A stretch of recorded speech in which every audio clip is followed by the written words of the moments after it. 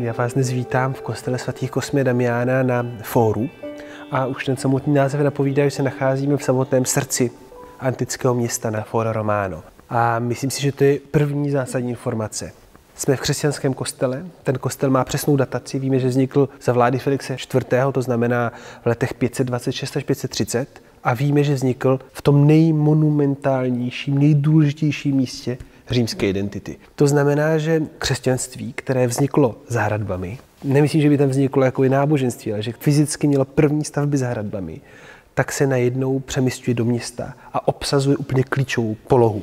Mimochodem, budova, v které stojíme, a tady si prosím vás připomeňme to slovo stratifikace, ale tentokrát dokonce v dvou různých rozměrech. Je to budova, která je původně antická, je to původně Vespasiánův chrám. Tamhle dole pokračováním kostela je Rotunda Divi Romuli, budova ze začátku 4. století. Tyhle ty dvě budovy jsou na začátku 6. století přetaveny, přepracovány v křesťanský chrám, ale obvodní zdi jsou římské. Mimochodem proto tento kostel původně není bazilika, ale pouze jedna velká aula, jedna velká místnost. Říkám stratifikace, protože dnes tady stojíme 6 metrů nad původní úrovní podlahy a vidíte tady kolem všude nás postranní boční novověké kaple. Takže ta stratifikace je jenom ne od spoda, ale i ze stran. Tím pádem pohled, který máme na apsidální mozaiku, kvůli které tady dnes jsme, tak je do jisté míry determinován právě tím, že stojíme výš a samozřejmě tím, že kolem nás je vlastně novověký kostel. Ono je to nevýhoda, samozřejmě nevidíme tu věc tak, jak byla vidět, ale je to i trochu výhoda, protože uvidíme zblízka tak, jak bychom nikdy neviděli. Budeme se moc bavit o řemeslné kvalitě té mozaiky tak, jako bychom se nikdy bavit nemohli. Stojíme tedy před apsidou. Nehledě na ten oblouk, který byl přidán právě v novověku, tak skoro ve svém původním stavu, byť vlastně ta levá část byla předělána v novověku a pak v 19. století byla předělána jakoby výrazně z pohledu formy, ale obsahově pravděpodobně jen velmi málo změnila tu mozaiku. Takže stojíme před konceptem, který je z 20. let 6. století. Je tady několik interpretačních úrovní, začneme té hlavní. Máme uprostřed Krista mezi Petrem a Pavlem, tedy arci římskými svědci, kteří představují Kristu samotnému dva muže s korunou v ruce. Koruna patří mučedníkům a jedná se velmi pravděpodobně, byť tady nemáme nápisy, o Kosmu a Damiána. Za to nemůžeme říct, kdo z nich je Kosma a kdo z nich je Damián. Jedna z těchto dvou postav, Kosma nebo Damián, má přes ruku takovou krásnou červenou taštičku s bílým křížem. Neznamená to, že je Švýcar, ale znamená to, že je lékař.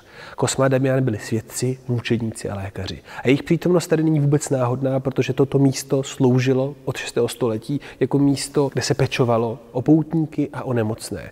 Proto diakonie svatých Kosmy a Damiána. Gesto Petra a Pavla je naprosto fascinující, protože doslova jakoby rukou objímají, přitahují Kosmu a Damiána a představují ho Kristu.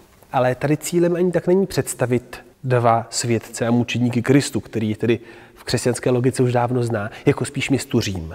Poprvé v známých dokumentovaných dějinách města Řím přicházejí relikvie svědců zvenku. A to je docela důležitá věc, protože Řím má samozřejmě tisíce mučedníků a svědců a přesto do srdce Říma přináší vlastně těla, respektive kontaktní relikvie, spíš než celá těla dvou důležitých svědců. Takže Petra a Pavel představují nám ve smyslu římskému lidu, protože my tady dnes stojíme na místě římského lidu. Objednavatel Felix je samozřejmě znázorněn s modelem kostela, aby řekl, já jsem to tady postavil. Na druhé straně je světec Theodorus, možná narážka na Theodorika, krále, který vládne v Raveně a který povolil tuto stavbu. Bylo potřeba povolení krále italského, který musel žádat císaře byzantského, aby se mohlo stavět na fórech, protože tohle je posvátné římské místo. Mezi Kristem, který jakoby sestupoval z mraků, svědci a tedy námi, je voda. Je tam napsáno Jordánes, Jordán, ale podle mého je to vloženě fyzické znázornění horních vod, které oddělují nás od toho nebeského světa. No je ještě níž 12 beránků, kteří směrují k beránku božímu uprostřed a jsou jakoby znázorněním věřících, kteří míří ke Kristu uprostřed. Kristus sám v tomto případě stojí na pozadí mraků. Vypadá to, jako kdyby stál na schodech z červánků. A já bych řekl, jako kdyby sestupoval z těchto schodů.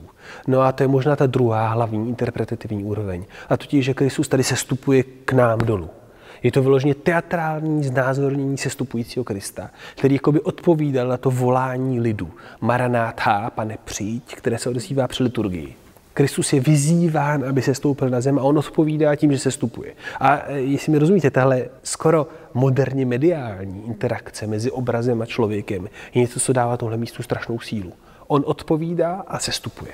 Poslední aspekt, který bych chtěl vypíchnout, je formální.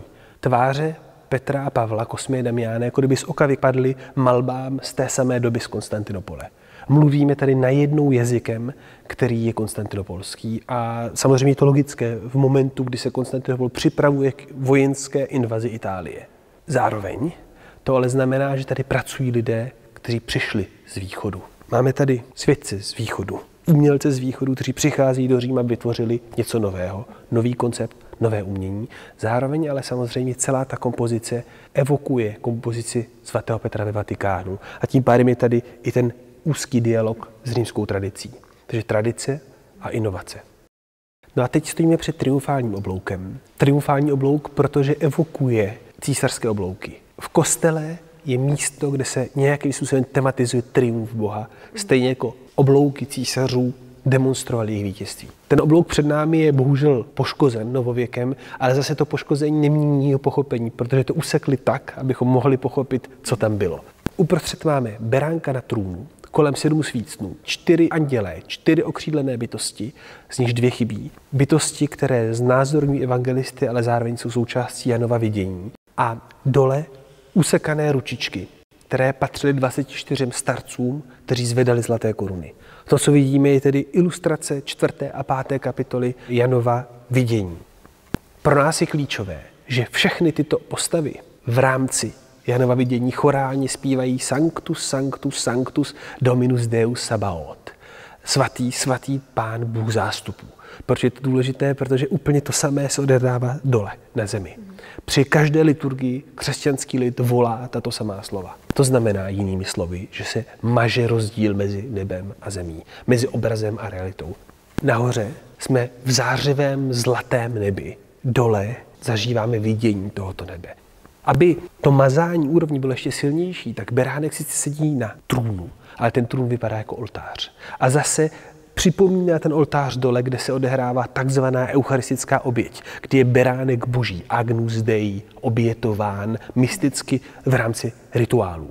Kolem toho horního trůnu oltáře, božího trůnu oltáře, je 7 svícnů.